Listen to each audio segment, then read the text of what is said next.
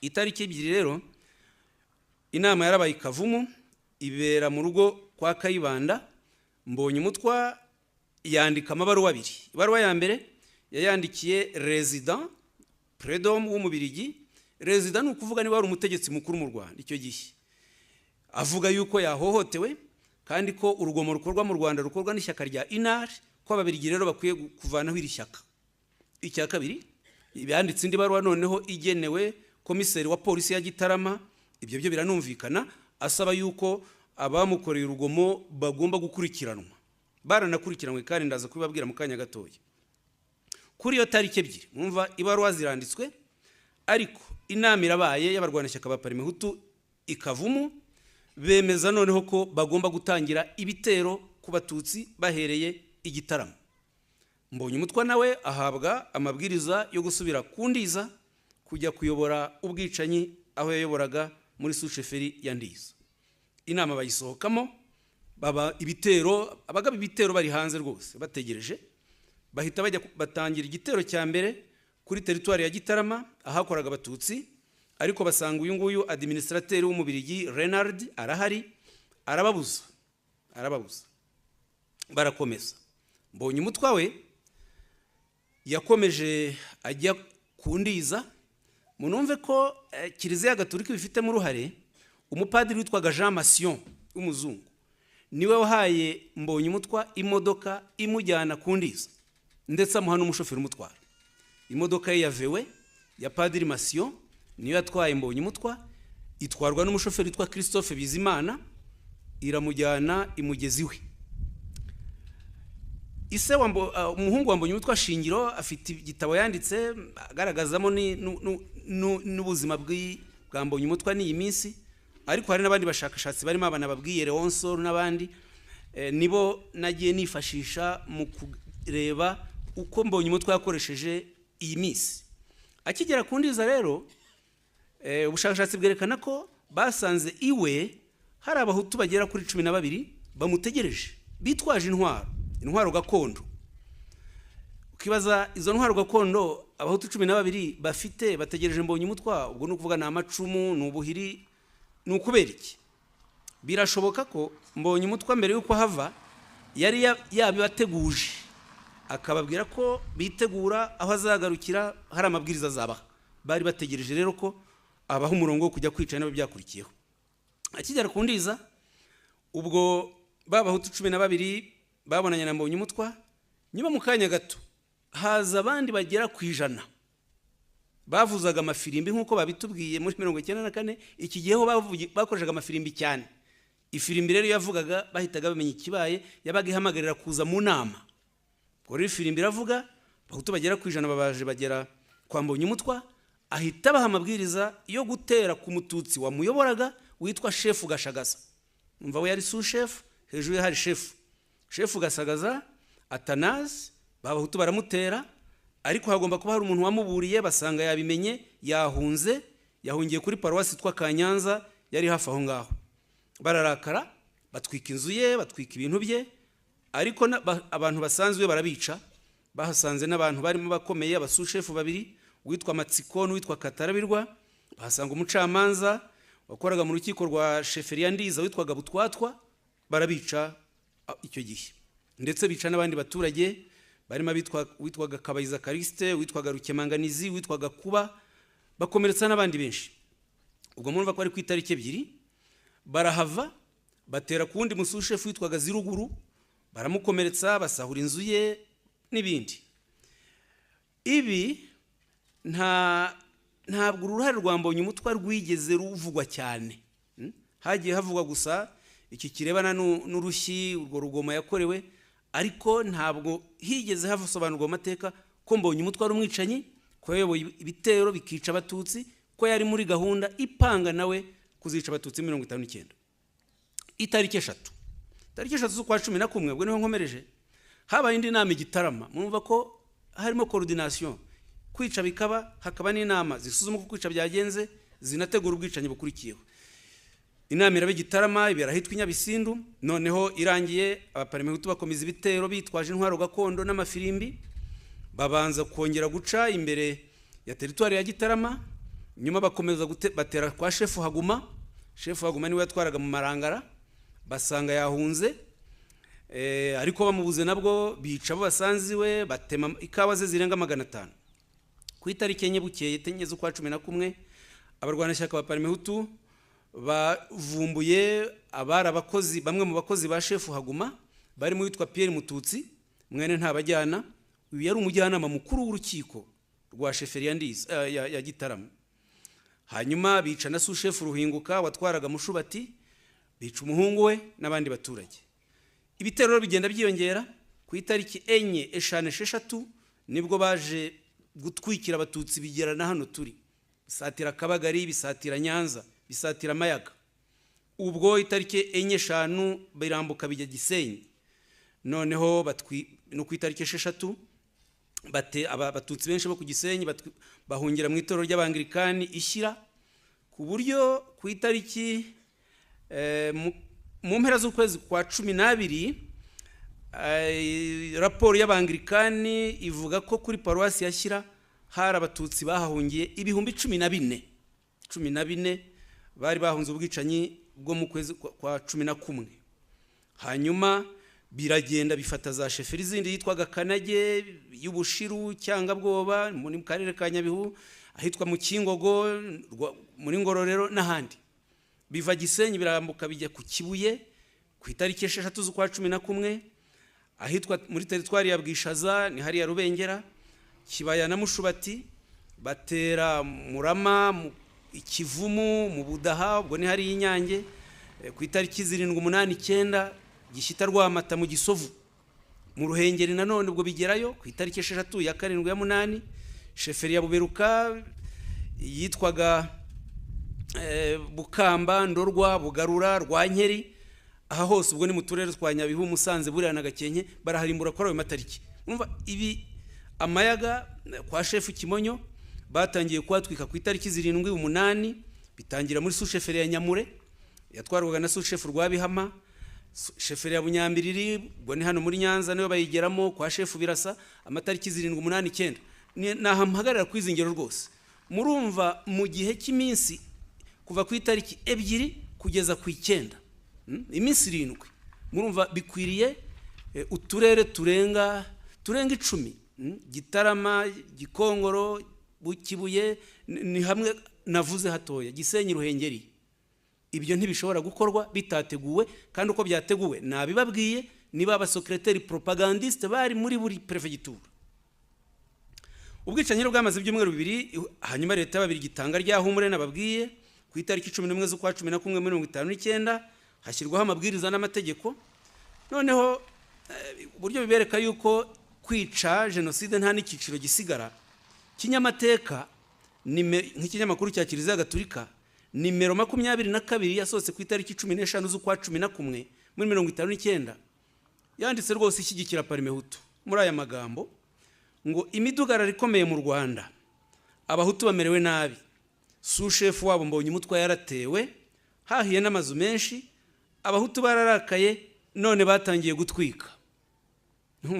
Kinyamateka rose iriho irabyishimira sushefu w'abahutu, wagira ngo ntiyara mu nshingano ze, abatutsi ntibarimo, abatwa ntibarimo. Iyi ni Kinyamateka ibivuga. Ibi rero ururushyi rwa Mbonyumutwa narwo ndusoreze rwose kw'iki giki nkirangize.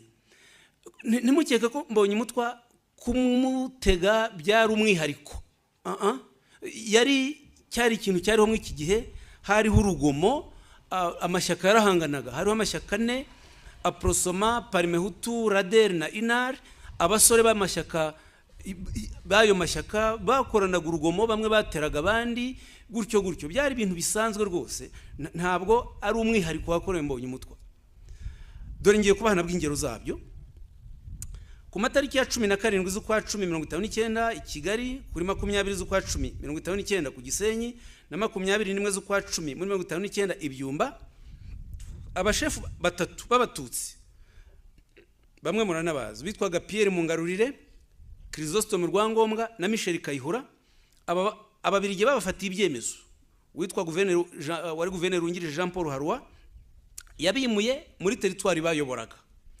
noneho abimuye bagomba kuba barakoze ubukangurambaga mu baturage, cyane cyane mu barwanashyaka ba inari, banga yuko abaturage barigaragambya, banga yuko abashefu babo bajyanwa bimurwa, haba imyivumbagatanyo, ndetse abaparimehutu bicamo umuntu muri iyo myivumbagatanyo, umuntu w'umututsi.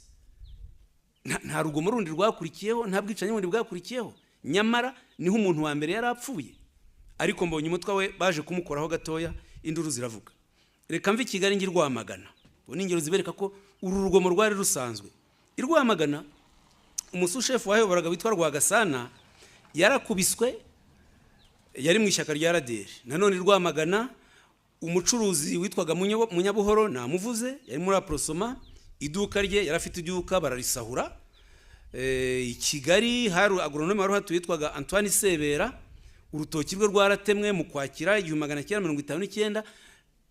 Uyu yari muri RDR. Izi ni ingero rwose.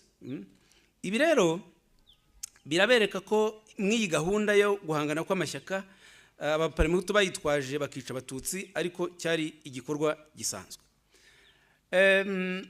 Aprosoma, ijwi rya rubanda rugufi, abatutsi bamaze kwicwa, yunganiye parimehutu, noneho irabyishimira, babigereranya nko kuzuka kw'abahutu. Gitera byandika ku itariki 24 z'ukwa 12 mu 1959 abivuga atya. Ubwo nuvuga ko bigenewe abahutu nabo yitaga n'abayoboke ba Aprosoma. Bahutu mwese ndabaramutsa, aleluya. Aprosoma ishyaka ry'abahutu turatsinze, aleluya.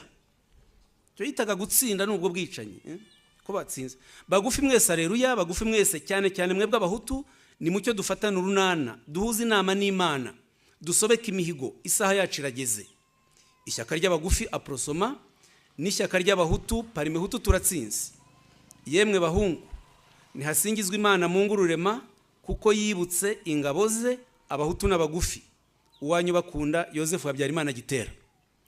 Uru rugero mbahaye ni ukugira ngo mbagaragarize uburyo abaturage basanzwe bashyushywaga, bagakomezwa, bagahabwa imbaraga n'aba bayobozi babo. Bamaze kwica, noneho abandi babandikiye inyandiko nk'izi zo kubashima, kubarata ikuzo, kubabwira ko bakoze neza. Gitera rero ndetse na Kayibanda ntabwo yandikaga inyandiko nk'izi nk'umunyapolitike gusa, yanabikoraga nk'umuyoboke n'umukozi mukuru wa Kiliziya Gatolika. Ni nayo mpamvu inyandiko ze nyinshi yazisohoraga ku munsi mukuru wa Kiliziya Gatolika ukomeye, ngo bimufashe kuzikwirakwiza mu bakristo baje mu misa. Kuko Gitera yayoboraga korali ya Katedrali ya Butare, akaririmbisha misa nkuru, misa yarangira akaba ariho atanga izi nyandiko. Mu kazi yakoraga gasanzwe, icyo gihe yari ekonome general adjoint wa Vicariat ya Kabgayi. Ni ukuvuga ko yari umubitsi mukuru wungirije wa Vicariat ya Kabgayi. Yari yungirije umuzungu. Wari umwanya mwiza rero watumye Gitera agira amafaranga, ndetse ashinga sosiyete ya mbere muri 1955. Sosiyete ya mbere yabumbaga amatafari, kabumba amategura, ikayatwika, ikayagurisha. Icyo gihe hari business ikomeye, kuko nibwo bwa mbere hari yatangiye kujya hubakwa amazu menshi y'amatafari n'amategura. Yewe icyo nkeka ko ari gishya kuri benshi cyane. Gitera niwe muntu wa mbere wahaye umuzungu akazi, niyo munyarwanda wa mbere wahaye umuzungu akazi, Emile Hubene. Uyo Emile Hubene yahoze ari komiseri wa Stridi Butare. Gitera yamuhaye akazi ko kumucungira iyi entreprise, iyi company. Ikindi mukwiye kumenya nuko aba basore bahohoteye Mbonyumutwa baramenyekanye. Ni abasore bamenyekanye bane, witwa Ruje Rwaka Yohani mwene Rwabujongo na Mukarugambwa bo ku Mukingo, Musirikare mwene Hitimana na Kabakobwa bo ku Mukingo, Sentama mwene Rugambarara na Mukamuzima bimuyunzwe, na Nyiridandi mwene Kanyamurija na Nyiramanoshi b'Ikibingo. Aba basore rero barafashwe, bacirwa urubanza, bakorerwa urubanza, bakatirwa igifungo cy'umwaka. Urubanza rwabaye ku itariki 6 Mata 1960. Imvaho irarukurikira, irarwandika muri nimero ya 5 yasohotse ku itariki 15 Mata 1960. Kubishingiraho rero abatutsi bakicwa ntaho byari bihuriye n'iryo hohoterwa, kuko n'abakoze urwo rugomo bari bacira urubanza, byagombaga guhagarara aho ngaho. Parimehutu rero imaze guhabwa ubutegetsi, yashyizeho umurongo weruye wo gutoteza abatutsi, bishyirwa mu buzima busanzwe buhoraho, ndetse n'umututsi bahaye umwanya yawukoresha yuzuza uko bikwiye inshingano ze bitashimisha abahutu akabizira, niyo nta kosa yabaga afite. Babyitaga ko ari leta y'agahutu. Kayibanda yabivugaga kenshi cyane, nko mu ijambo yagejeje ku bagize inteko ishinga amategeko ya mbere, ijambo yabagejejeho ku itariki 2 z'ukwa 10 1961, yababwiye ko leta igiyeho ari leta y'abahutu, aniyama abatutsi mu magambo aremereye ababwira ngo nsabye nkomeje abatutsi batari bumva demokarasi n'ingufu zayo kwizera ko leta y'agahutu izagira impuhwe, ariko impuhwe zihabwa uzishaka. Mwumve, barafata ko leta ni y'agahutu.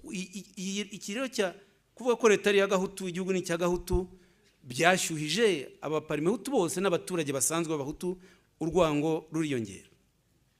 Inteko ishinga amategeko mu mwaka wa 1968 yakoze ingendo hose mu gihugu igiye kureba uko imiyoborere y'igihugu yifashe. Noneho nko kuri prefecture ya Kibuye bandika muri ibyo basanze muri aya magambo ngo abategetsi ba prefecture ya Kibuye bababajwe nuko abana b'abahutu batarumva akamaro k'amashuri, batanayitaho, akaba yaregukiye abatutsi.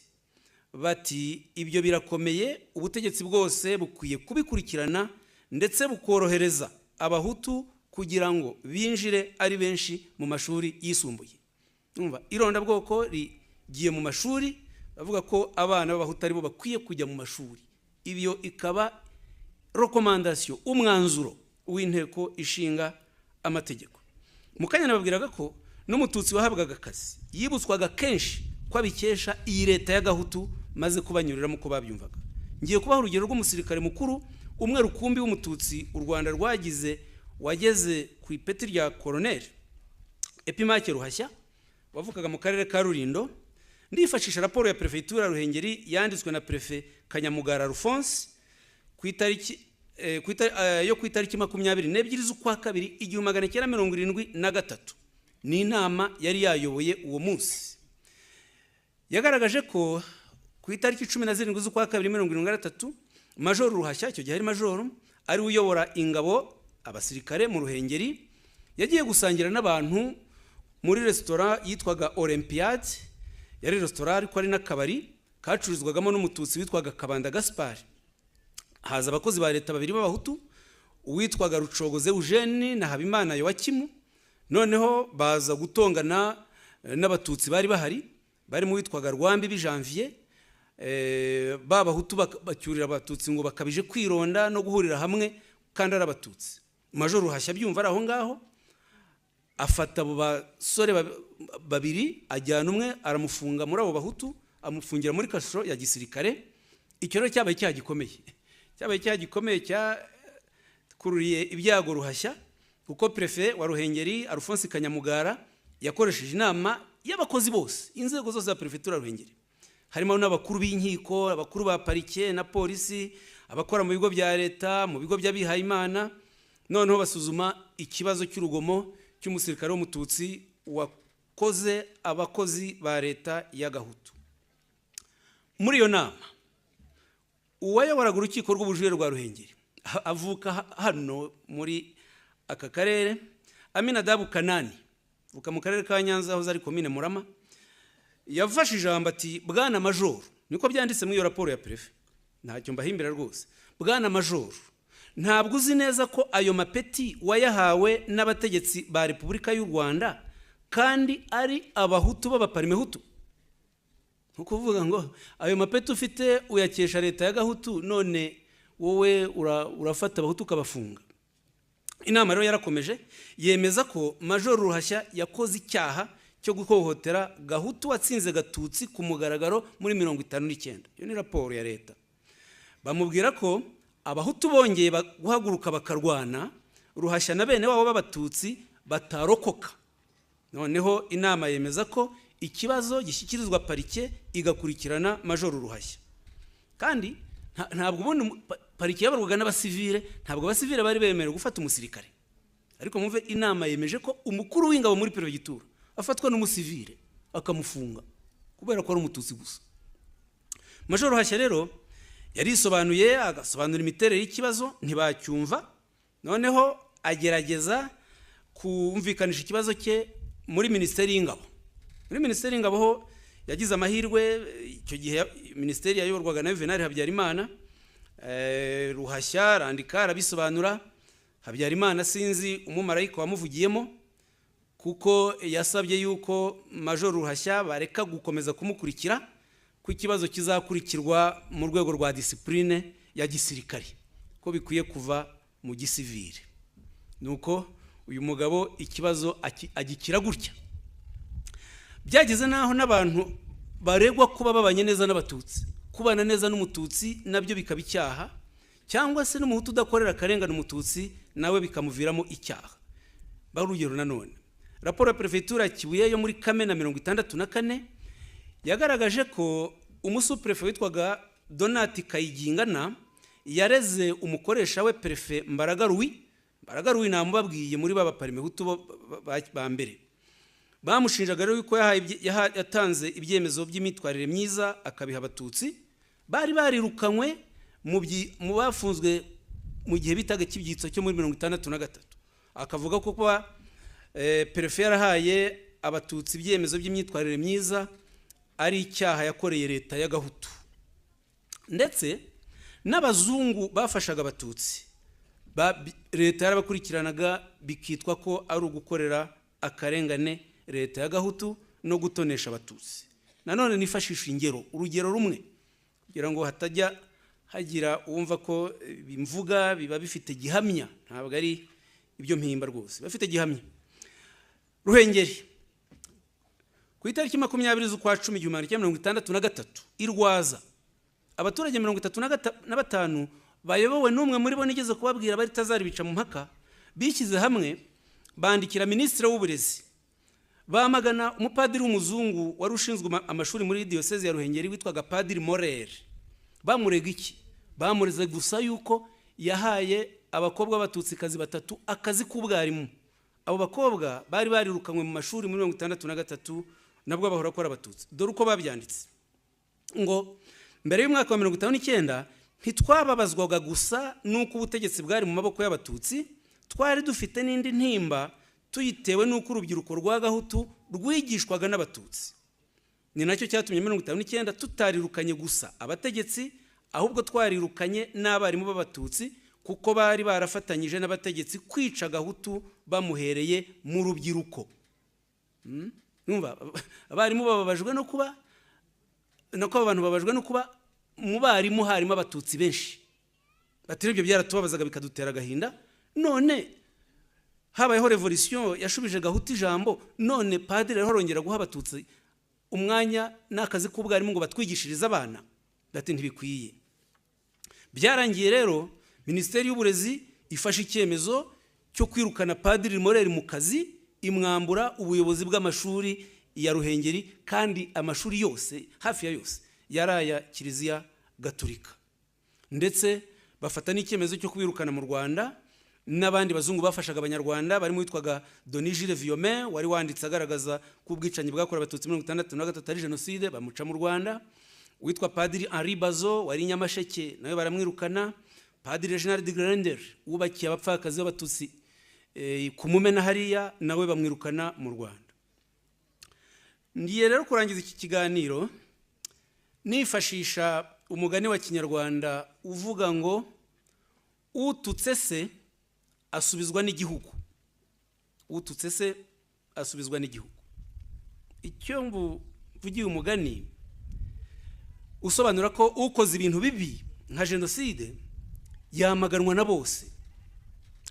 Ibi ndabivugira ibikorwa biteye agahinda by'umuntu w'indashima warerewe hano Gatagara witwa Jean Baptiste Byumvuhore. Yari umwe mu bafite ubumuga, muramuzi mu ndirimbo nyinshi harimo yitwa Fagitire, Usize nkuru imusozi n'izindi.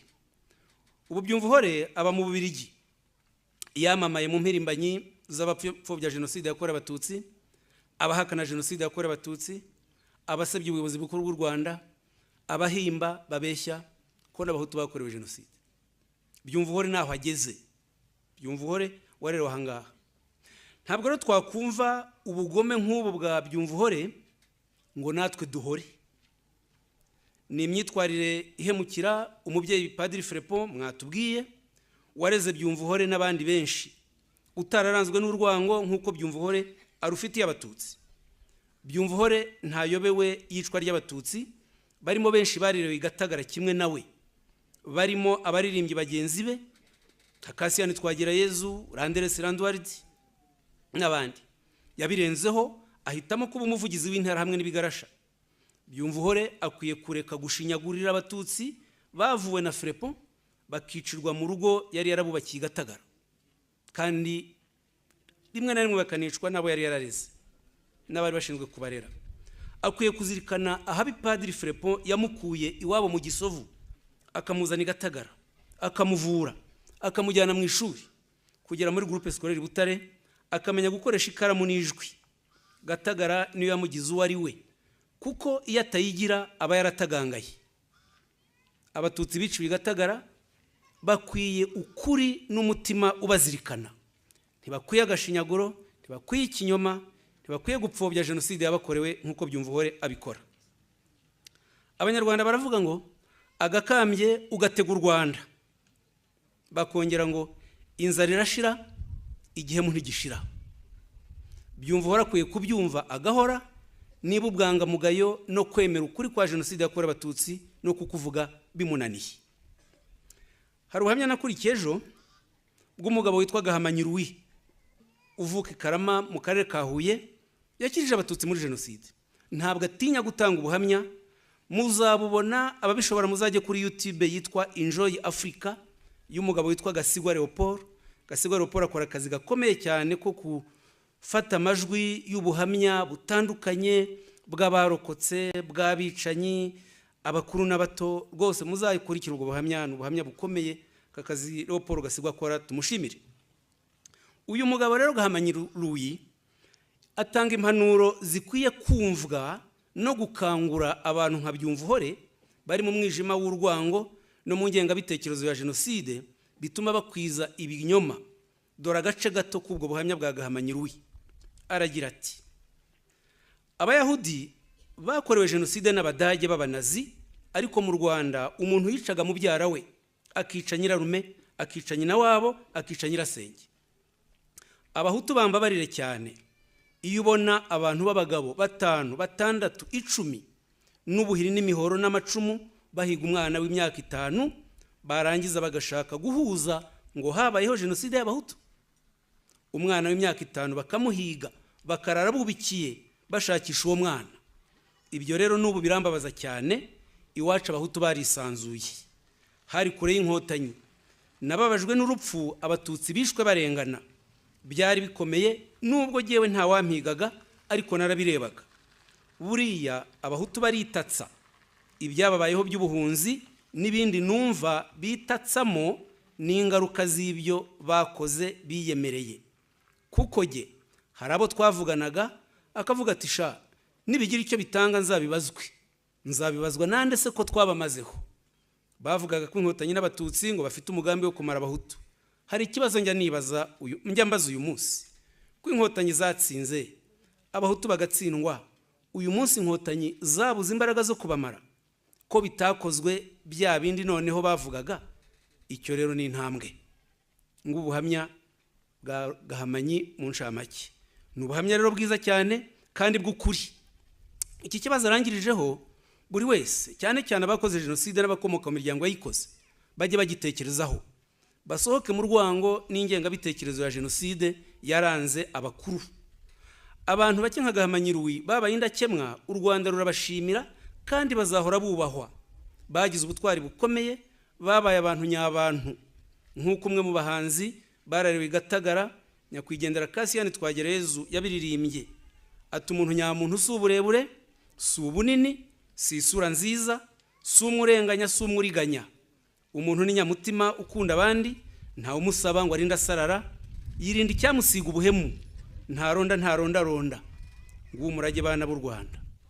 Na Byumvuhore bimugereho abo umuntu nyamuntu. Nifashishije ubusizi bwa Cassian Twagirayezu warerewe mw'iki kigo cya Gatagara n'icya Gikondo muri Mera, nshimira rwose Abahutu b'imfura bakirije Abatutsi bakaba bakesha kurokoka. barimo n'abana b'abakobwa b'abadamu baduhaye ubuhamya. Ndashimira abarinzi b'igihango nka Gahamanyirwi banze ko ikinyoma kiganza bakitangira kuvuga ukuri kw'amateka, banze kuba babyumva uhori.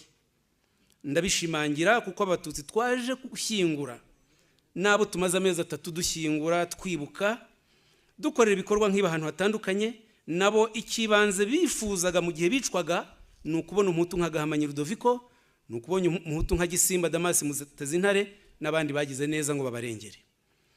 Abacu batabarutse bishwe n'interahamwe na leta mbi, nitubashyingure dukomera ku bumwe bwarangaga u Rwanda rwa kera, abicanye bakabusenya. Umuntu wese utekereza yumva akamaro k'ubumwe iyo azirikanye ya majwi abana bakoreshaga bataka nkuko Frida bitubwiye bati mutubabarire ntituzongera kuba abatutsi, babyeyi bacu turaziriki. Ubuhamya tubumva ahantu hose. Babyeyi rero bavandimwe inshuti, baturage b'akarere ka Nyanza n'abatabaye, abashyigiye gushyingura namwe, abajenosideri bazonze u Rwanda ariko ntibaruhambye ngo bishoboke. Inkotanyi zarabatsinze zihagarika amarira n'umubabaro. Dufite umucyo wubaka u Rwanda rutakimenekamo amaraso y'abatutsi, tuwukomereho. Abakurambere baciye umugani ngo intimba y'intore ntiyibuza guhamiriza.